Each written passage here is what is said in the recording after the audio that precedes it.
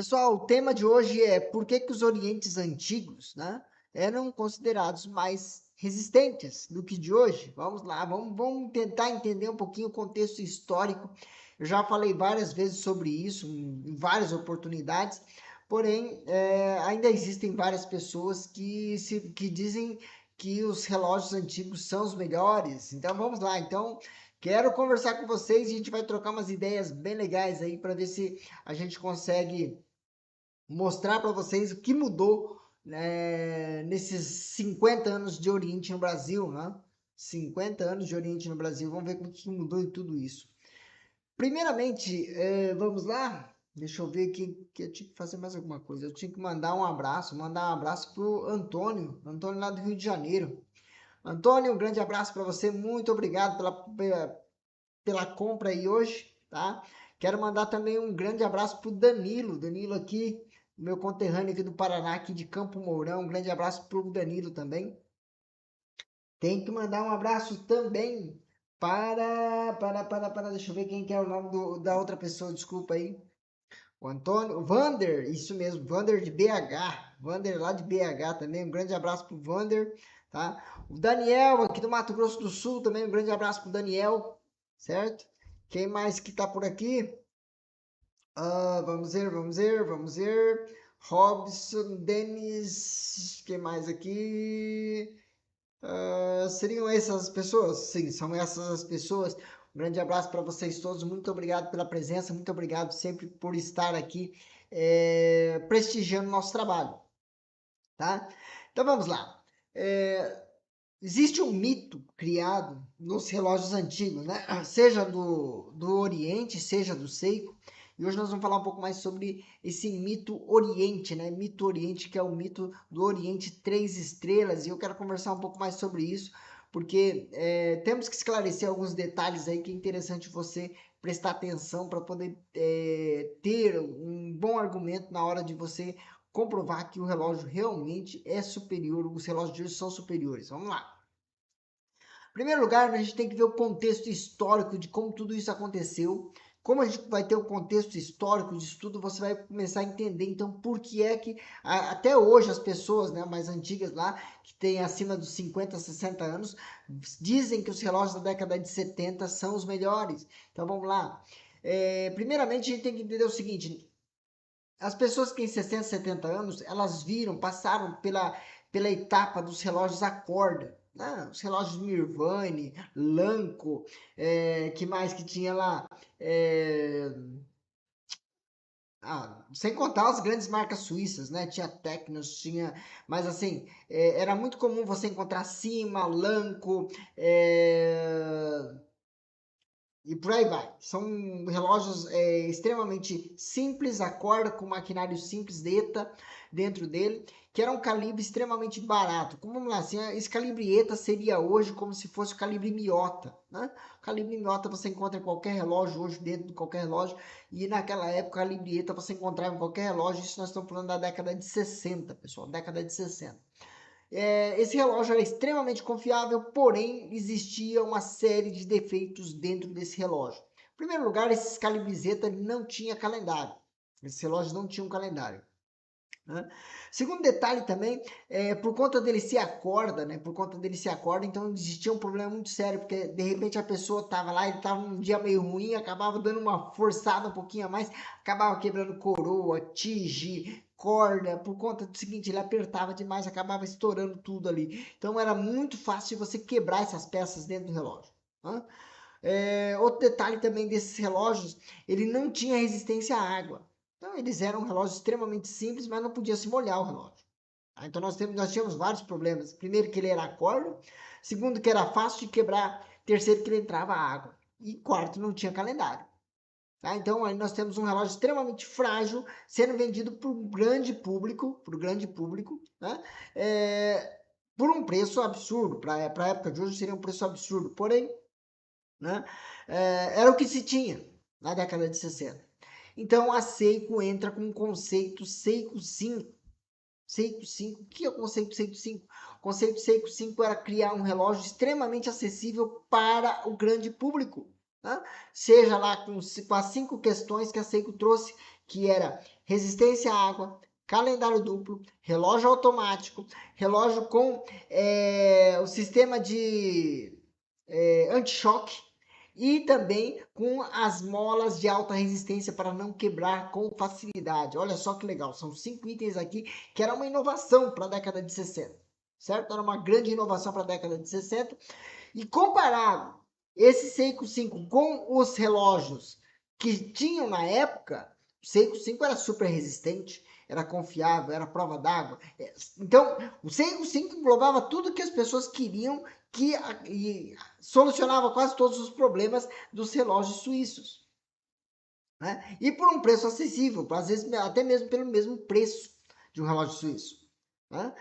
E vendo esse sucesso, a Oriente também não quis ficar para trás. A Oriente foi lá e criou o Oriente 3 estrelas. Né?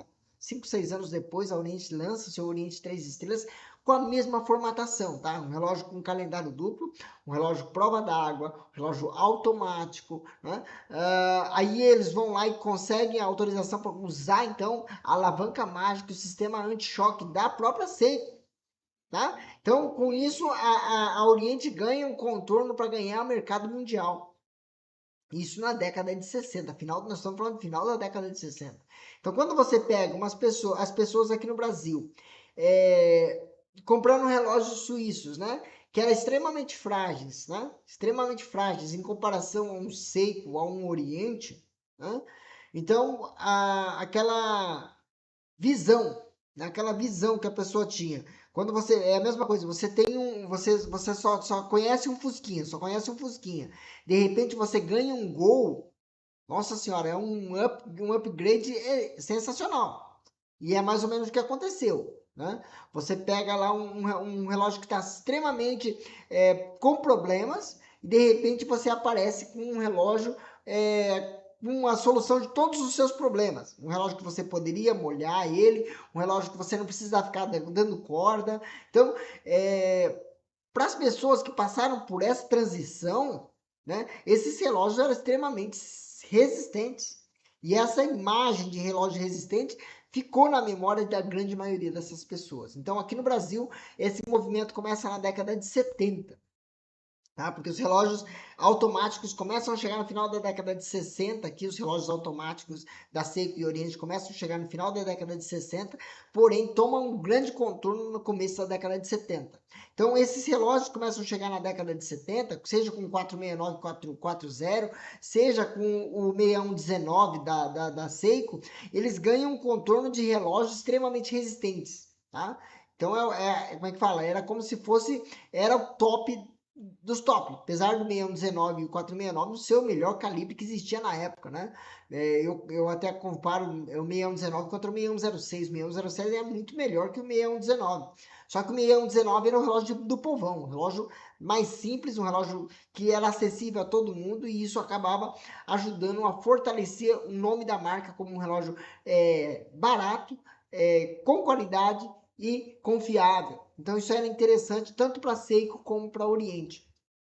Então, no final da década de 60, começo da década de 70, são produzidos esses relógios em larga escala, chegam no Brasil no começo da década de 70 e começam a se alastrar e a fama da Oriente se alastra pelo Brasil inteiro. Então, grande parte do público um pouco mais, com um poder aquisitivo um pouco mais reduzido, eles tinham acesso a esse Oriente, eles conseguiam comprar o Oriente. Não era aquele dinheiro, não é como hoje que você chega com um salário menos de um salário mínimo, você consegue comprar um Oriente 3 estrelas como esse, tá? Hoje você chega com, você trabalhar um mês com meio salário, você já compra um relógio desse, certo? Naquela época, para você comprar um relógio igual a esse, você precisava às vezes 3 vezes um salário mínimo. Tá? Então não era tão acessível. Mas para as pessoas que moravam no interior, faziam aqueles parcelamentos a longo prazo lá com o dono da relojoaria, fazia a notinha lá, o cara ia pagando, trazia uma galinha, ia pagando o relógio, então era possível pagar. Assim como era possível pagar os relógios suíços a corda. Então aí você pega uma transformação de um relógio frágil para um relógio super resistente. certo? Então, essa grande inovação de um relógio com calendário automático, resistente à água, né? Com sistema anti-choque, né? E mais acessível que os relógios suíços. Então, isso aí criou-se uma imagem, já como é que fala? Um preconceito formado sobre a Oriente e a Seiko ser um relógio resistente na década de 70. Só que aí nós chegamos num sentido bem interessante que é a crise ou a revolução do quartzo. Alguns chamam de crise, principalmente os suíços chamam de crise do quartzo, pois fecharam várias empresas dentro da Suíça, né? E para o Japão é a revolução do quartzo, porque ela revolucionou completamente todo o sistema de marcação de hora que existia até o momento. Lembrando-se que o sistema mecânico é um sistema que vem sendo utilizado desde 1665. Tá? Era mais de 3 séculos, quase 4 séculos, sendo utilizado esse mesmo sistema de molas. E, no caso, quando chega os relógios a quartzo, né, era uma revolução total. Por que era uma revolução total? Era um novo conceito de marcar o tempo. Certo? E muitos naquela época, até alguns, como é que fala, visionários disseram que os relógios mecânicos estavam com os dias contados, que os relógios iriam acabar, os mecânicos não tinham mais longa vida por conta da chegada do quartzo, isso há 50 anos atrás.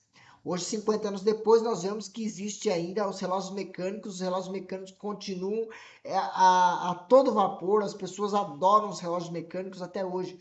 Então, é um grave engano desses visionários que diziam que por conta do quartzo o relógio mecânico iria se acabar, certo?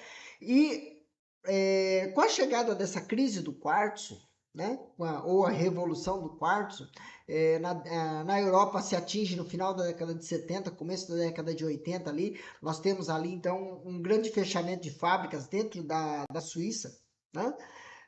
E uma venda de marcas para vários países, né? Inclusive a Tecnos foi vendida para um grupo japonês, a Invicta foi vendida para um grupo americano, né? E várias outras marcas também foram revendidas. As marcas, o nome, mas não o relógio, o nome, tá?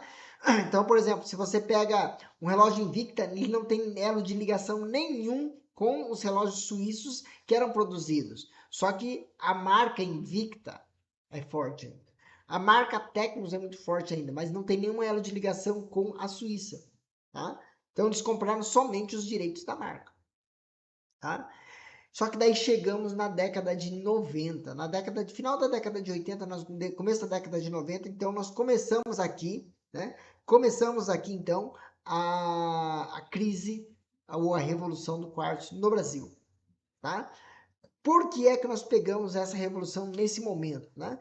Porque aqui no Brasil, mais ou menos em torno de 15 anos depois, a gente começa a sentir a mesma situação que aconteceu na Europa, tá? Então, o que acontece? A Oriente Brasil começa a ter problemas, então, para vender os seus relógios automáticos. Por quê? Porque os relógios quartzo começam a chegar marcas como a Champion, como a Séculos, como a Young Street, Condor, que mais? Temos também a Mondane, né? A Mondane passa então a produzir relógios a pilha, também compra uma marca dela, começa a vender relógios a pilha. A Tecnos também começa a vender relógios a pilha aqui no Brasil, né? Há séculos, a Magnum, chega a Magnum também. Então chega várias marcas assim vendendo relógio a pilha. E o relógio a pilha estava com um preço muito reduzido. Olha só que diferença, né? Quando o quartzo começou, o preço estava aqui em cima, né? E o relógio automático estava aqui. De repente, o quartzo começa a baixar e o automático não baixa, certo? Então aí o que acontece? O relógio quartzo começa a ficar extremamente acessível. E começa então uma situação assim: puxa vida, para que eu vou pagar R$ 2.000 no automático, né? Se eu compro um quartzo por R$ 500? Eu compro um quartzo, se estragar eu jogo fora. Por quê? Porque existia um preconceito que os quartos eram frágeis. Só que a partir do momento que eles baixaram o preço, as pessoas começam a comprar com mais volume e a qualidade dos relógios quartos começa a melhorar em termos de resistência. comparado aos da década de 80. Né? Então, o que, que acontece? Eles começam a utilizar as caixas dos automáticos para produzir relógios a pilha. Então, caixas com extremamente resistente à água. Então, não era mais aquele reloginho bonitinho, era um relógio para labuta mesmo, era um relógio para pôr no batente. Então, aí com isso, nós temos a primeira crise do quartzo no Brasil, e aí começa então a ter uma redução de venda de relógios automáticos. Nesse exato momento, a Oriente Brasil vai ao Japão, busca autorização para poder produzir também os seus relógios quartzo, consegue essa autorização e começa a produzir os relógios quartzo. Só que ao mesmo tempo que ela produz os relógios quartzo, ela começa a fazer então experimentos no Brasil. Que tipo de experimento que a Oriente Brasil começa a fazer? Tentando reduzir o custo do relógio automático. Tá? Começam a tentar reduzir o custo. Então, eles criam então o 46943, um calibre extremamente confiável. Porém, eles começam a fazer algumas manobras para ver se consegue reduzir o preço. Né? Como eles não poderiam mais enxugar a máquina já estava no máximo, eles não podiam mais enxugar o preço da máquina, eles começaram então a enxugar a parte externa do relógio. Né? Ao invés de utilizar uma caixa completamente de aço, começaram a usar uma caixa cromada. Ao invés de usar um fundo rosqueado, começaram a usar um fundo de pressão. Né? Por quê? Porque era mais acessível. Em vez de utilizar uma pulseira um pouquinho mais robusta, começaram a utilizar uma pulseira um pouquinho mais fraquinha. Certo? Aí você pega esse público que estava acostumado com aqueles relógios da década de 70, que era um tanque de guerra, igual esse aqui, que você colocava no pulso, você não precisava tirar, porque não descascava, porque o fundo era rosqueado, né? Porque a pulseira era resistente. E chega um relógio extremamente mal acabado, na década de 90. Então começa a se criar esse conceito que os relógios atuais são relógios frágeis, comparados aos da década de 70. E eu não tiro a razão, porque os relógios da década de 90, a grande maioria está no lixo. A grande maioria dos relógios automáticos da década de 90 estão no lixo. Por que estão no lixo? Porque não resistiram a toda a intempérie que as pessoas usavam nesse tipo de relógio. Então o que, que aconteceu?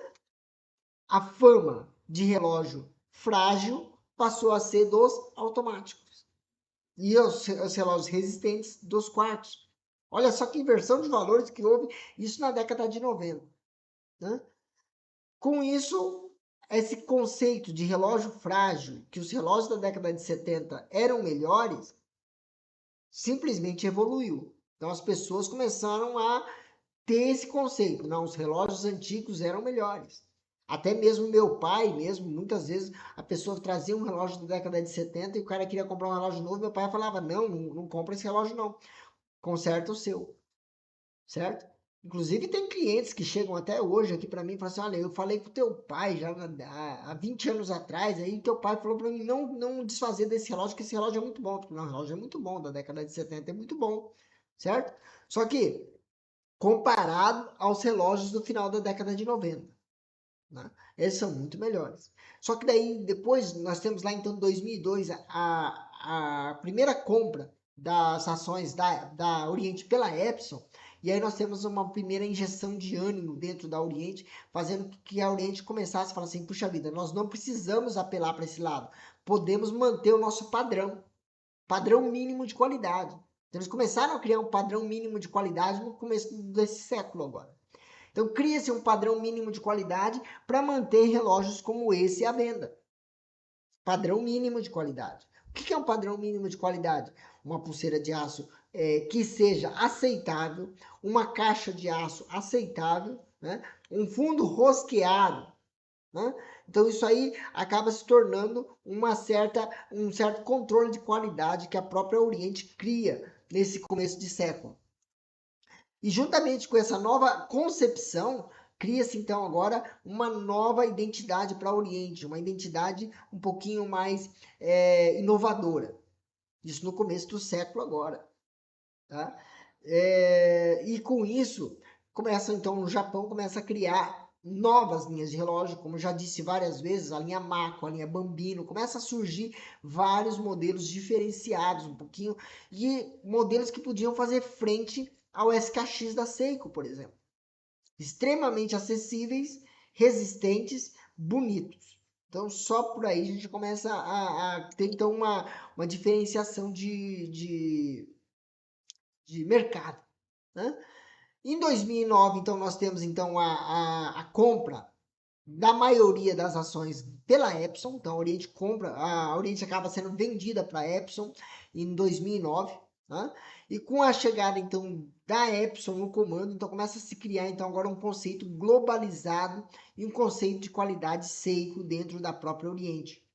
Só que a Oriente, ela tinha vários contratos mundiais ainda para ser cumpridos, seja com o Oriente Médio, seja com a China, seja com o Brasil. Ela tinha compromissos firmados que ela não poderia fugir, certo? Então, esses contratos firmados, eles tiveram que aguentar e entregar, continuar nesse mesmo patamar até o vencimento de todos os contratos.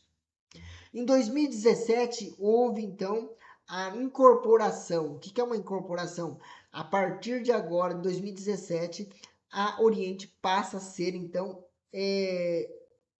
uma fábrica da Epson. Então, ela incorporou. Agora, vocês respondem a mim. A Epson, agora a Oriente me responde para mim, tá? Então, a Oriente perde sua vida própria e agora tem que responder ao controle de qualidade, a todos os detalhes da Epson. E a Epson, então, como ela agora é dona, o que ela faz? Ela vai até a Oriente e cria um novo conceito e uma nova metodologia de qualidade dentro da própria Oriente. Tá? Com isso começam então a chegar os modelos Revival, né? Seja lá o King Diver, o Weekly, o Triton não, perdão. O Triton também entra nessa história. Que mais? O World Map.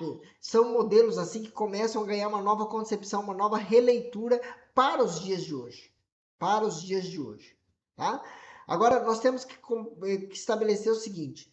Quando a gente fala de um relógio da década de 70 contra um relógio, tá? Seja pré-Epson ou pós-Epson, tá? Quando a gente fala de dois relógios, pré-Epson ou pós-Epson atuais, tá?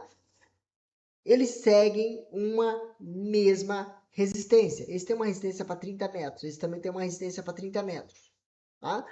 Aqui nós temos uma coroa de pressão, coroa de pressão. Nós temos aqui também vidro de cristal mineral, aqui vidro de acrílico, né? Aqui nós temos fundo rosqueado, fundo rosqueado.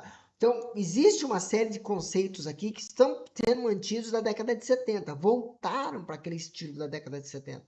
A única coisa que não voltou é o calibre. O calibre, em vez de ser o 4694041, é o 46943. Era, né? Agora é o F49, né? Então, isso aí, houve uma volta, isso no começo do século, quando eu disse que eles padronizaram, então, a qualidade mínima, certo? Então, quando eles começam a criar essa qualidade mínima, né? O controle de qualidade mínima fez com que a Oriente começasse, então, a recriar os relógios da década de 70. Tá? Aí algumas pessoas vão dizer assim, mas os relógios da década de 70 aguentaram 50 anos. Tá? Eu não vou comprar um relógio agora novo. Os relógios antigos são melhores porque aguentaram 50 anos. Na verdade, os relógios que aguentaram 50 anos são os sobreviventes. Lembrando que foi mais de 1 milhão de relógios produzidos no mundo inteiro.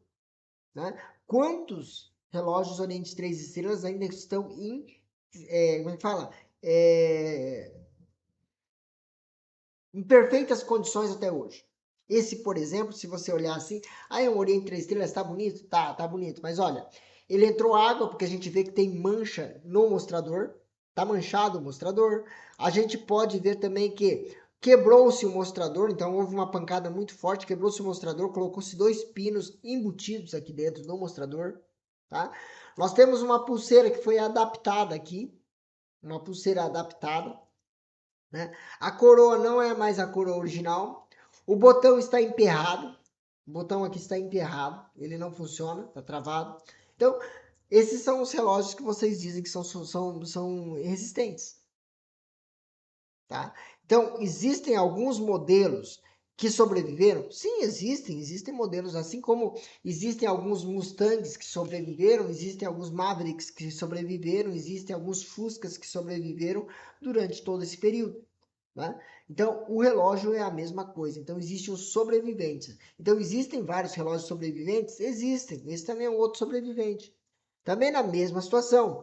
Então, estamos com os pinos quebrados aqui do lado, o botão emperrado aqui também, né? Nós temos aqui uma pulseira. A pulseira também não é uma pulseira original, e por aí vai. Então, quando você pega um relógio antigo, essas condições para vocês são aceitáveis. Certo? Agora, por que é que então antigamente podia entrar no rio e hoje não pode mais entrar no rio com o relógio? Porque antigamente o controle de qualidade ou até mesmo a aceitação do público era um pouco mais, como é que fala? Eles eram um pouquinho mais honestos, vamos dizer assim, tá? Por quê? O cara pegava um relógio desse e pulava dentro do rio. Entrava água, certo? Ele, o que ele fazia? Ele trazia para arrumar. Falou assim, puxa vida, eu entrei dentro do rio e entrou água. Ele sabe que não podia. Só que ele entrava no rio, porque mesmo sabendo que não podia, ele entrava. Então, o que ele fazia? Ó, entrou água, arruma aí. Por isso que existem manchas de água aqui no mostrador. Por quê? Porque ele abusava, certo? Hoje, qual que é a nossa mesma informação? Não pode tomar banho de rio com um relógio desse. O cara vai lá e toma banho de rio, entra água, daí ele vem aqui e reclama. Não podia ter entrado água porque, sabe? Então, naquele tempo, as pessoas eram mais honestas. Eu entrei no rio, entrou água, conserta. Hoje em dia, não. Entrei no rio, entrou água. Olha, defeito de fabricação. Certo? Então, antigamente, as pessoas eram um pouquinho mais honestas nesse sentido. Hoje em dia não é tanto assim. Hoje todo mundo como é que fala? Está voltado com isso aqui, né? Quando acontece qualquer coisa, eu vou pegar o código do consumidor. Nós temos um código do consumidor a seguir. Então a gente tem que ser extremamente rígido em dizer não é possível tomar banho com um relógio desse. De rio não, de piscina não. Por quê? Porque se a gente não deixar bem explícito, a gente corre o risco de ser autuado aqui. Então, não é questão dele ser mais resistente ou menos resistente, mas naquela época não havia o Código do Consumidor. A gente não precisava especificar, não havia essa especificação tão explícita. Né? Hoje em dia, se a gente não fizer uma abordagem explícita, tem algumas pessoas que simplesmente abusam. Né?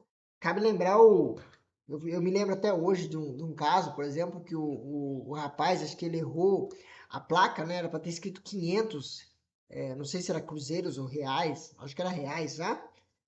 E ao invés dele colocar 500, 5 mil reais, ele colocou 500 reais, certo?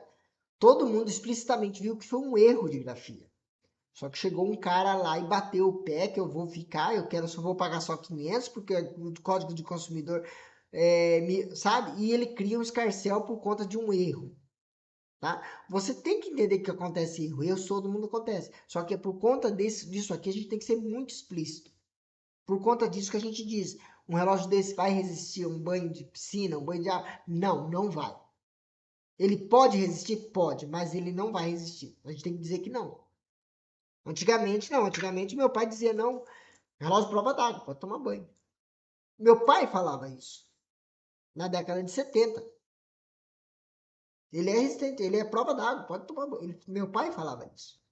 Hoje em dia, nós não podemos chegar e falar assim, isso aqui é prova d'água, pode tomar banho. Eu tenho que seguir toda a cartilha, por quê? Porque nós temos hoje uma legislação a seguir. E tudo que eu disser na hora da venda, depois pode ser revertido contra. Então a gente tem que ser bem explícito. Então, a resistência desses dois relógios são iguais? Sim. Sim. Tá? O problema é que antigamente não existia um código para a gente seguir. Então as pessoas vendiam um relógio para o cara e falavam assim: não, pode tomar banho com isso. Hoje em dia, se eu disser isso e entrar água, eu tenho que dar um novo. Essa que é a verdade. Então, a resistência dos dois são iguais? Sim. Aí agora vão dizer para mim agora, vão colocar aqui do lado que vão dizer para mim, eu vou colocar no comentário aqui embaixo dizendo para mim. Mas Carlos, os relógios da década de 70 não tinham peças de plástico. Né? tinham peças de alumínio, pessoal. E o alumínio é pior que o polímero de plástico que foram colocados agora. Por que que é pior? Porque as peças de alumínio, uma vez entortada, ela não volta mais, certo? O plástico, muitas vezes, ele entorta e ele volta, né? Como ele volta, muitas vezes você comete um erro e aperta ali, acaba amassando um pouco a ponta da roda ou da alavanca, né? Passado um dia, ele voltou para o lugar certo e você consegue usar normalmente sem ter que trocar a peça. Já num de alumínio, uma vez que você cometeu o erro, você tem que trocar a peça. Essa que era a verdade. Só que as pessoas acham que isso é pior. Não, para mim eu achei uma evolução e uma evolução sensacional. Só que ainda dentro da cabeça das pessoas que passaram a década de 70, 80, celebrando e elogiando os relógios da década de 70, acham isso um grande erro, né? Colocar plástico dentro do relógio, né? Só que vendo hoje, né, a gente vê que é um avanço tecnológico e não um retrocesso colocar plástico. Tá? Cabe se lembrar, por exemplo, que eu estava conversando com um engenheiro da Mitsubishi, no Japão, e eu questionei, falei assim, puxa vida, antigamente se usava colocar para-choque de aço, né? Então, se me desse uma porrada ali, né? É, ele segurava mais, né? Só que daí ele falou assim que 90% dos acidentes, tá? 90% dos acidentes, ou então das lanternagens que são feitas no para-choque, são de pequenos amassados. E isso acontece o seguinte, quando você pega um para-choque de plástico, você encostou em alguma coisa, né? Voltou, na hora que você voltou, o para-choque está amassado, daqui a pouquinho ele volta ao normal. Por que ele volta ao normal? Porque é plástico. Essa é a vantagem do plástico. Ele não precisava ter que fazer a lanternagem novamente. Se fosse um de aço, o que ele teria que fazer? Tem que fazer a lanternagem, porque senão vai ficar marcado. Certo? Então, existem os seus prós, existem os seus contras. Para todas as evoluções tecnológicas. Certo? O que vocês acharam? Vocês acham mesmo que o relógio da década de 70 é mais resistente mesmo? Se você acha, deixa um comentário aí, seja no chat, seja nos comentários aí embaixo, deixa aí sua opinião, tá? Que a gente vai dar uma lida aí, quem sabe a gente não abre um novo bate-papo a respeito desse assunto. Se você concorda comigo, também comenta aí embaixo se você concorda com as minhas afirmações e deixa aí embaixo aí para a gente poder debater novamente. Valeu? Grande abraço, vamos lá!